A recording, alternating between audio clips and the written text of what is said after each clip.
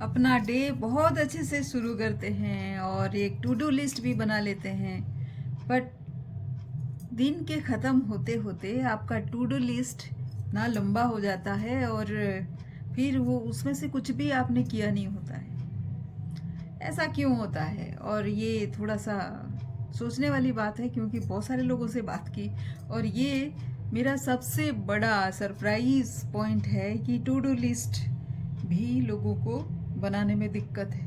Actually पहले तो मैं ये सोचती थी कि टाइम मैनेजमेंट इसलिए नहीं हो पाता क्योंकि लोगों को टू डू लिस्ट बनाना नहीं आता।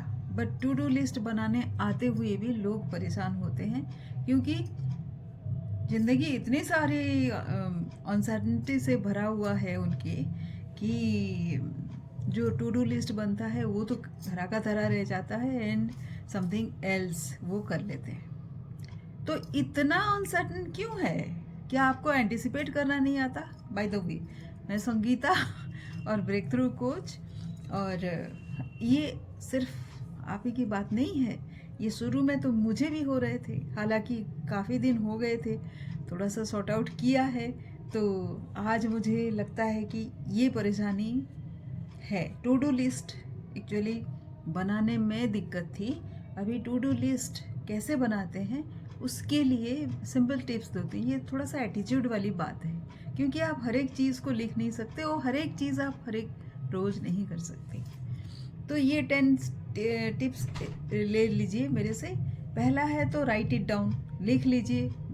दिमाग को आप याद करने मत बोलिए, मेमोरी फेल होता है।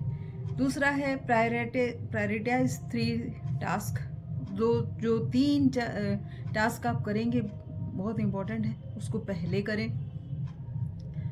और जो टू डू लिस्ट है वो सिंपल हो, क्या डिलीवरेबल हो, यही हो।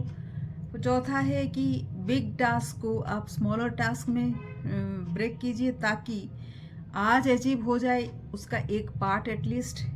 फिर शेड्यूल कीजिए कि कब कौन सा टास्क करना है। मैंने पूरा ईयर का कैलेंडर बनाया है और वो काफ़ी सिंपल है। अगर आप जानना चाहें तो हम बात कर सकते हैं। लेना आपको सिर्फ 4 या 5 आपके KPI है, और उस KPI के अंदर काफ़ी सारी चीज़ें होती हैं।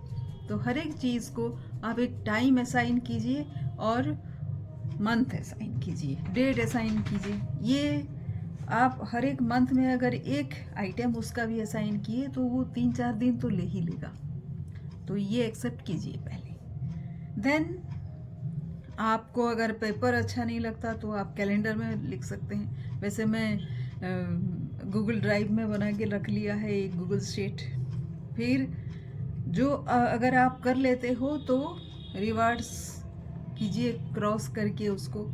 एंड वो आपके चूँकि गूगल शीट में भी है, टू डू लिस्ट मैंने पेपर में भी बनाया है, क्योंकि आप कहाँ गूगल शीट ढूंढते रहेंगे जब एक टास्क हो गया। तो वो अच्छा रहता है कि पेपर में आप पहले कर लें, मंथ एंड में या फिर डे एंड में ही आप उसको अपडेट कर दें गूगल शीट में। तो आपका जर्नी पूरा डॉक्यूमेंट हो जाता है, और आप कितने डेविएट किए वो भी डॉक्यूमेंट होता है।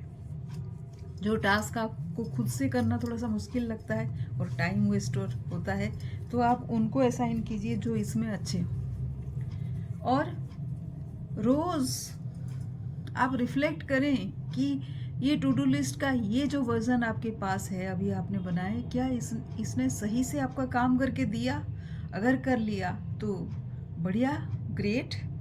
अगर नहीं किया तो अगले दिन फिर से सोचिए और फिर से कुछ इम्प्रूव कीजिए।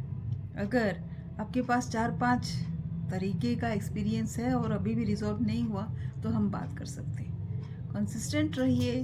और लिस्ट बनाना एक मसल बिल्डिंग की तरह है, इसको मसल बिल्डिंग की तरह लीजिए और रोज़ कीजिए। एक्चुअली मैंने लोगों को पूछा कि आप मुझे पूरा वीक का टू डू लिस्ट बना के दे सकते हैं, जो बनाया है वो शेयर कर सकते हैं। नहीं था उनके पास। तो क्योंकि टू डू लिस्ट काम नहीं किया, उसको छोड़ देने से होता नहीं। आपको फिर से उस पर इम्प्रूवमेंट ला के उसको परफेक्ट करना है। और वही है ज़िंदगी को आसान करने का तरीका, क्योंकि हम सभी कोई व्यस्त हैं, मल्टीपल टास्क हमारे लाइफ में है और मल्टीपल टास्क के फॉलोअप भी करना होता है। और यही है ज़िंदगी। तो टू डू लिस्ट तो पक्का है, बट कैसे करते हैं वो आप सीखो, अपने स्टाइल से उसको बनाओ, परफेक्ट करो।